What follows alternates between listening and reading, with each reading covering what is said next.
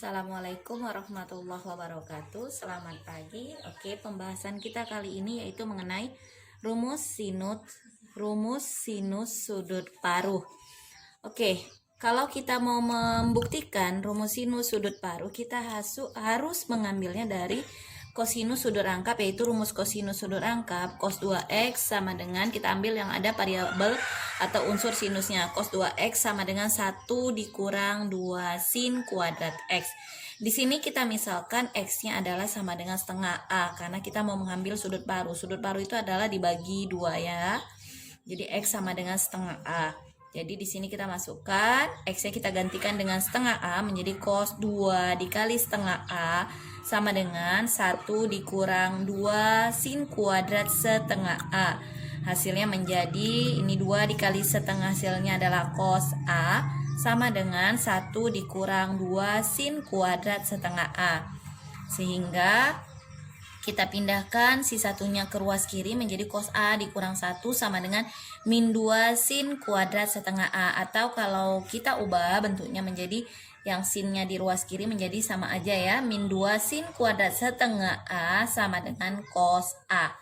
Sehingga hasilnya menjadi sama-sama dibagi negatif, hasilnya menjadi 2 sin kuadrat setengah A sama dengan min cos A ditambah 1, atau menjadi 2 sin kuadrat setengah A sama dengan 1 dikurang cos A.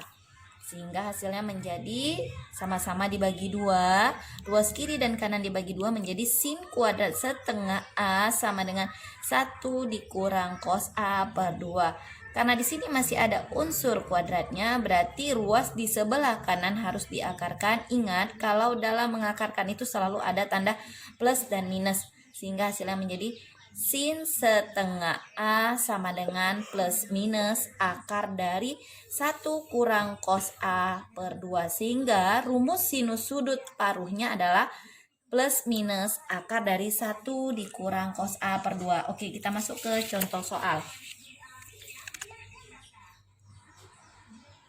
Nilai dari sin 22,5 derajat adalah, nah di sini ingat sudut paruh itu adalah dibagi 2. Jadi untuk menghasilkan dia suatu sudut istimewa trigonometri, berarti 22,5 itu kita kalikan 2, hasilnya menjadi 45 derajat. Jadi di sini dapat kita tuliskan sama aja, artinya menjadi sin setengah dikali 45 derajat, karena 45 derajat dibagi 2 yaitu 22,5 derajat. Kemudian tinggal kita masukkan rumusnya, akar dari plus minus akar dari 1 dikurang cos sudutnya adalah 45 derajat per 2, sehingga hasilnya cos 45 derajat itu adalah setengah akar 2. Jadi plus minus akar dari 1 dikurang setengah akar 2 per 2. Nah, di sini kan masih ada unsur atau bentuk pecahan. Jadi masing-masing kita kalikan 2 per 2. Jadi sehingga hasilnya menjadi 1 kali 2 adalah 2, setengah dikali setengah akar 2 dikali 2 hasilnya adalah akar 2. Jadi 2 kurang akar 2 per 2 kali 2 adalah 4. Jadi plus minus akar dari 2 kurang akar 2 per 4. Lalu kita modifikasikan kembali, seperempatnya bisa kita pindah ke depan. Jangan lupa dikasih tanda kurung. Jadi plus minus akar dari 1 per 4 dikali 2 kurang akar 2. Jadi akar dari 1 per 4 itu adalah setengah atau 1 per 2 plus minus 1 per 2 akar 2 dikurang akar 2. Nah, karena di sini masih ada tanda plus minusnya, kan pertanyaannya adalah sinus 22,5 derajat itu terletak pada kuadran pertama. Ingat ya, pembagian kuadran pada kelas 10 yaitu kuadran pertama, kuadran kedua, kuadran ketiga, dan kuadran keempat. Di kuadran pertama itu dibatasi antara alfa lebih besar sama dengan 0 derajat lebih kecil dari 90 derajat. Kuadran kedua itu alfa letaknya dari 90 derajat lebih kecil dari 180 derajat atau sama dengan 180 derajat ya. Kemudian kuadran ketiga alfa lebih besar sama dengan 180 derajat lebih kecil dari 270 derajat. Kemudian kuadran keempat alfa lebih besar dari 270 derajat lebih kecil sama dengan 360 derajat. Karena letak dari 22,5 derajat itu terletak di kuadran pertama, yaitu A.